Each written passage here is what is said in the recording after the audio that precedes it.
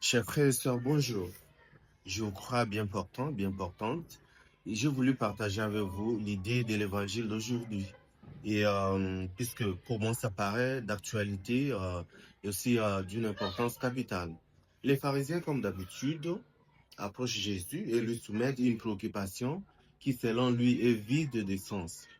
Ils lui demandent à quand le royaume des cieux, le règne de Dieu va s'installer, à quand. Et il profite pour leur donner une bonne leçon.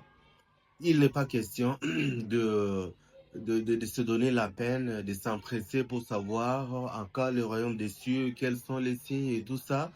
Il n'est pas question. Le royaume des cieux est parmi nous. On dit que c'est une réalité du déjà et de pas encore. Ça se vit déjà, mais ce n'est pas encore établi dans sa plénitude. Ce qui veut dire que ce qui importe pour les chrétiens, ce n'est pas l'agitation pour savoir à quand et comment.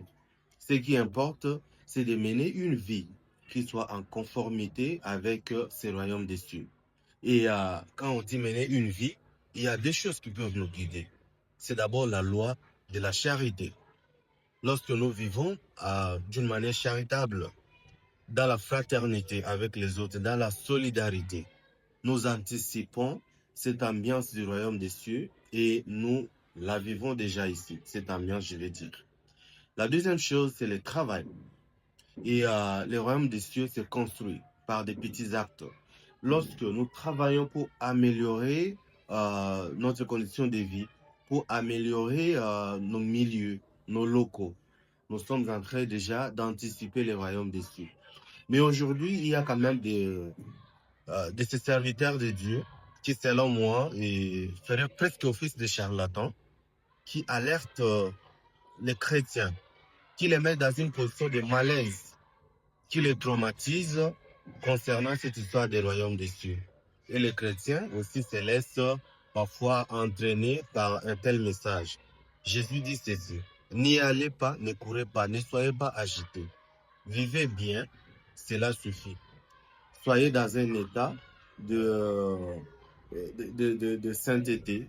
Soyez dans un état de lutte, parce que la sainteté, c'est un idéal. Il faut aller petit à petit.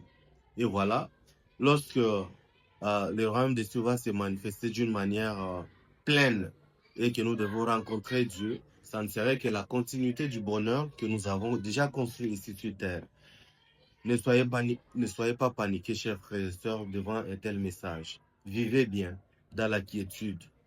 Soyez de bons chrétiens. Voilà. Je vous souhaite une très bonne journée et que Dieu nous accompagne.